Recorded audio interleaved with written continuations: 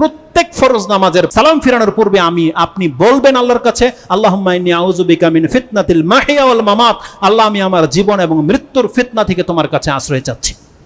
রাসূলুল্লাহ সাল্লাল্লাহু আলাইহি ওয়াসাল্লাম মুআজ বিন জাবাল রাদিয়াল্লাহু তাআলা আনহুকে বলছেন, এই হাদিসটা আপনি ইবনে আবু দাউদে পেয়ে যাবেন 2 নম্বর সালাতের অধ্যায়ে 361 বা সামথিং 91 ওই পর্বতে গিয়ে পাবেন। হাদিস নাম্বার আপনার অ্যাপসে যদি আমার মিস্টেক না হয় 1522 নম্বরে পাবেন আপনি। তাও একটা আর ইসলামিক ফাউন্ডেশনে 1503 নম্বরে গিয়ে আপনি পেয়ে যাবেন, সে হাদিসটা রয়েছে। রাসূলুল্লাহ সাল্লাল্লাহু আলাইহি ওয়াসাল্লাম মুআজ রাদিয়াল্লাহু তাআলা আনহু তিনি বলছেন, ইয়া মুআজ উহিব্বুকা ওয়াল্লাহি ইন্নী উহিব্বুকা ইয়া মুআজ, হে মুআজ আমি তোমাকে আল্লাহর জন্য অনেক বেশি ভালোবাসি, আল্লাহর কসম করে বলছি মুআজ আমি তোমাকে অনেক বেশি ভালোবাসি। ওসিকা ইয়া মুআজ, আমি তোমাকে ওসিয়ত করছি মুআজ তোমার দ্বারা যেন এই আমল কোনোদিন ছুটে না যায়। লা তাদআন্না ফি দুবুরি কুল্লি সালাতিন তাকুল, মুআজ তুমি প্রত্যেক নামাজের পরে এই দোয়া করতে কোনোদিন তোমার ভুল যেন না হয়, এই দোয়া যেন তোমার ছুটে না যায়। সেটা কি?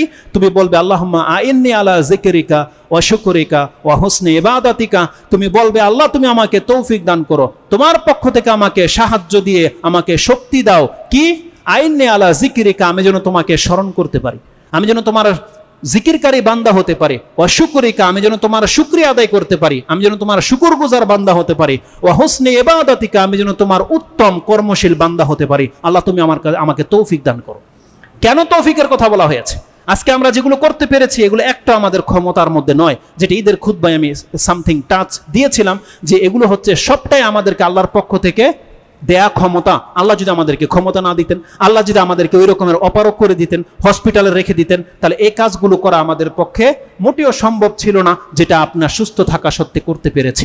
অতএব আমরা আল্লাহর কাছে বলি, আল্লাহ তুমি আমাদেরকে তৌফিক দান করো, যারা তোমাকে সন্তুষ্ট করতে পেরেছে তুমি আমাদেরকে তাদের অন্তর্ভুক্ত করো, যেন আমরা তাদের অন্তর্ভুক্ত হয়ে তোমাকে সন্তুষ্ট করতে পারি। এবং তোমাকে যারা রাগিয়ে দেয়, তোমাকে যারা অসন্তুষ্ট করে দেয়, আল্লাহ তাদের কাছ থেকে আমরা আশ্রয় চাচ্ছি, আমাদেরকে তাদের অন্তর্ভুক্ত তুমি করে দিও না। তৃতীয় বিষয় যেটা আমি আপনার কাছে পেশ করব সেটা হচ্ছে, আল্লাহ সুবহানাহু ওয়া তাআলা যেই ফিতনা আমাদের পৃথিবীতে প্রেরণ করেছেন, যে ফিতনা এসেছে আমাদের কাছে, এই ফিতনা সম্পর্কে আল্লাহ সুবহানাহু ওয়া তাআলা এই পৃথিবীর একটা সিস্টেম রেখেছে। রাসূলুল্লাহ সাল্লাল্লাহু আলাইহি ওয়াসাল্লাম বলেছেন যে কিয়ামত পর্যন্ত ফিতনা একের পর এক আসতে থাকবে। আল্লাহ সুবহানাহু ওয়া তাআলা এই করোনা পরিস্থিতিতেও যাদেরকে বাঁচিয়ে রেখেছে, সুস্থ রেখেছে, আমরা যেন আল্লাহ সুবহানাহু ওয়া তাআলার পাকড়াও থেকে নিজেকে নিরাপদ না ভাবি। আল্লাহ সুবহানাহু ওয়া তাআলা আমাদেরকেও ধরতে পারতেন। আর এমনটা নয় যে যারা মরে গেছে তারা মরে গেছে, আমরা জিতে গেছি, আমরা বেঁচে গেছি, এমনটা যেন আমাদের মেন্টালিটি না হয়। কেননা মৃত্যু কিন্তু প্রত্যেকের তকদিরে আছে। এটা এমন একটা বিষয়, আপনি পয়সা পান বা না পান, খেতে পান বা না পান, সুন্দর চেহারা পেয়েছেন কি পাননি, মৃত্যু পাবেন না এমন কোনো ব্যক্তি আছে? এটা প্রত্যেকের অংশে রয়ে গেছে। বরং যারা মরে গেছে তাদের তকদিরে ওইভাবে লেখা ছিল। আমাদের দুই রকম হতে পারে, হয় এর থেকেও বেশি লাঞ্ছনাকর মৃত্যু আসতে পারে, অথবা আল্লাহ আমাদেরকে সম্মানজনক মৃত্যু দিতে পারে। আসতে পারে না? কারণ মৃত্যু তো আসবে, এটা আমরা প্রত্যেকে জানি। কোরআনে আল্লাহ সুবহানাহু ওয়া তাআলা 3টি আয়াতে বলেছে, যদি আয়াতগুলো আমি এক এক করে পড়ি, আপনি পড়ে নিয়েন। সূরা আলে ইমরান 3 নম্বর সূরা 185 নম্বর আয়াতে রয়েছে, সূরা আনকাবুত 29 নম্বর সূরার 57 নম্বর আয়াতে রয়েছে, এবং সূরা আম্বিয়া 21 নম্বর সূরার 35 নম্বর আয়াতে রয়েছে। একটা আয়াত আমি আপনার কাছে কোট করি, সেটা সূরা আম্বিয়া 21 নম্বর সূরার 35 নম্বরে যে আয়াতটি রয়েছে, তাতে আল্লাহ সুবহানাহু ওয়া তাআলা বলছেন, কুল্লু নাফসিন যায়িকাতুল মাউত ওয়া নাবলুকুম বিশ-শাররি ওয়াল খায়রি ফিতনা ওয়া ইলাইনা তুরজাউন। আল্লাহ সুবহানাহু ওয়া তাআলা বলছেন প্রত্যেকটা মানুষকে মরতে হবে, তারা মরবে, কিন্তু মৃত্যুর আগে আমি তাকে ওয়া নাবলুকুম বিশ-শাররি ওয়াল খায়রি ফিতনা, আমি তাকে মন্দ দিয়ে এবং ভালো কিছু দিয়ে তাকে পরীক্ষা করব। এই আয়াতের মধ্যে দুইটা জুমলা রয়েছে, ওয়া নাবলুকুম, আমি তাকে পরীক্ষা করব, বিশ-শাররি ওয়াল খায়র, অনিষ্ট দিয়ে এবং কল্যাণ দিয়ে। তার মানে অনিষ্ট দিয়ে যাদেরকে আল্লাহ সুবহানাহু ওয়া তাআলা অসুস্থ রেখে, অভাব রেখে যাকে পরীক্ষা করেছে, সে আল্লাহর কাছে কি অবস্থা পেশ করেছে এটা আল্লাহ জেনে নিয়েছে। এবং যাদেরকে আল্লাহ বাঁচিয়ে রেখেছে, সুস্থ রেখেছে, অনেক বেশি সম্পত্তি দিয়ে রেখেছে, তারা আল্লাহর সাথে কি আচরণ করছে এটাও আল্লাহ দেখে নিচ্ছে।